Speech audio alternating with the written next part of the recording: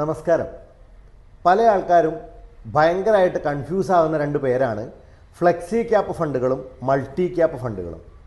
പേരിൽ flexi ക്യാപ്പും multi ക്യാപ്പും പലപ്പോഴും ആൾക്കാർക്ക് തെറ്റിപ്പോകാറുമുണ്ട്. സോ എന്താണ് ഫ്ലെക്സി ക്യാപ്പ്, എന്താണ് മൾട്ടി ക്യാപ്പ് എന്നുള്ള കാര്യമാണ് നമ്മൾ ഇന്ന് പറയാൻ പോകുന്നത്. ഈ രണ്ട് ഫണ്ടുകളും അവരുടെ അല്ലെങ്കിൽ ആ ഫണ്ടുകളുടെ പോർട്ട്ഫോളിയോ ഡിറ്റർമിൻ ചെയ്യുന്നതിൽ അത് നിർണ്ണയിക്കുന്നതിലാണ് ഡിഫറൻസ് ഉള്ളത്. ആദ്യത്തെ ഡിഫറൻസ് എന്ന് പറയുമ്പോൾ ഫ്ലെക്സി ക്യാപ്പ് എന്ന് പറയുമ്പോൾ ഒരു ഫണ്ട് മാനേജർക്ക് അയാളുടെ പൂർണ്ണ അധികാരത്തോടു കൂടി ഏത് large cap, small cap, mid cap എന്നൊക്കെ പറയുന്ന മേഖലകളിൽ ഏത് പ്രപ്പോർഷനേറ്റ് ആയിട്ട് വേണമെങ്കിലും ഇൻവെസ്റ്റ് ചെയ്യാം എന്നുള്ള ഒരു ഓപ്പർച്യൂണിറ്റിയാണ് ഫ്ലെക്സി ക്യാപ്പ് കൊടുക്കുന്നത്.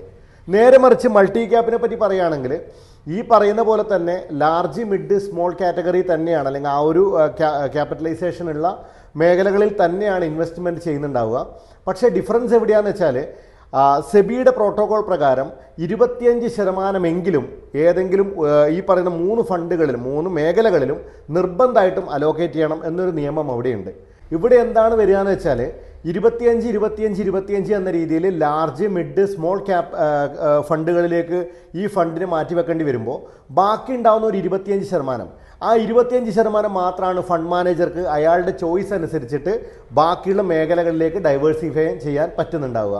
അപ്പോൾ ഇതാണ് ഈ ഫണ്ടുകളുടെ ഡിഫറൻസ്. ഫ്ലെക്സി ക്യാപ്പ് പൂർണ്ണമായും ഫണ്ട് മാനേജറുടെ തീരുമാനത്തിന് മാറ്റി കൊടുക്കുമ്പോൾ, ഫ്ലെക്സി ക്യാപ്പ് പൂർണ്ണമായും ഫണ്ട് മാനേജറുടെ താല്പര്യത്തോടു കൂടി പ്രവർത്തിക്കുമ്പോൾ മൾട്ടി ക്യാപ്പ് ഫണ്ടുകളിൽ നേരെ തിരിച്ച് 25% ഈ മാറ്റിവെക്കണം എന്നുള്ള നിബന്ധന മാത്രമേ ഉള്ളൂ. ഇനി അതിനെ പറ്റിയിട്ട് ഡെഫിനിഷൻ നമ്മൾ ഓൾറെഡി പറഞ്ഞു കഴിഞ്ഞു. ഇനി അത് റിസ്കിനെ പറ്റി നോക്കുകയാണെങ്കിൽ ഫ്ലെക്സി ക്യാപ്പ് മോഡറേറ്റ്ലി റിസ്കി ആയിട്ടുള്ള ഒരു ഫണ്ടാണ്. കാരണം അവിടെ ഫണ്ട് മാനേജറുടെ അഗ്രസീവായിട്ടുള്ള കൈകടത്തലുണ്ട് എന്നുള്ള കാരണം കൊണ്ട് തന്നെ.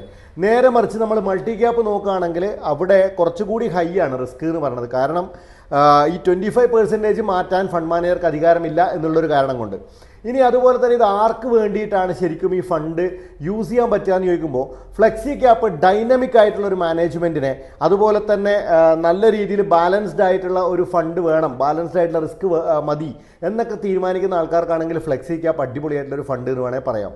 നേരെ മറിച്ച് മൾട്ടി ക്യാപ്പ് ആർക്കൊക്കെയാണ് അനുയോജ്യമായിരിക്കുന്നതെന്ന് ചോദിച്ചാൽ, ഡൈവേഴ്സിഫൈഡ് ആയിട്ടുള്ള ഒരു പോർട്ട്ഫോളിയോ എനിക്ക് ഓൾ ദ ടൈം വേണം എന്ന് കാണുന്ന ആൾക്കാർക്ക്, അതായത് എന്തൊക്കെ സംഭവിച്ചാലും 25% ഒരു ഡൈവേഴ്സിഫൈഡ് പോർട്ട്ഫോളിയോ അവിടെ ഉണ്ടാവും ലാർജ്, മിഡ്, സ്മോൾ ക്യാപ്പ് ഫണ്ടുകളിൽ എന്നുള്ളത് കൊണ്ട് തന്നെ ഡൈവേഴ്സിഫൈഡ് പോർട്ട്ഫോളിയോ നോക്കുന്ന കുറച്ചുകൂടി ചിലപ്പോൾ കൂടുതൽ റിട്ടേൺസ് ഒക്കെ കിട്ടാൻ സാധ്യത ഉണ്ട് എന്ന് കരുതുന്ന ആൾക്കാർക്കൊക്കെ ഈ പറഞ്ഞ മൾട്ടി ക്യാപ്പ് ഫണ്ട് അനുയോജ്യമാണ് എന്ന് നമുക്ക് പറയാൻ പറ്റും.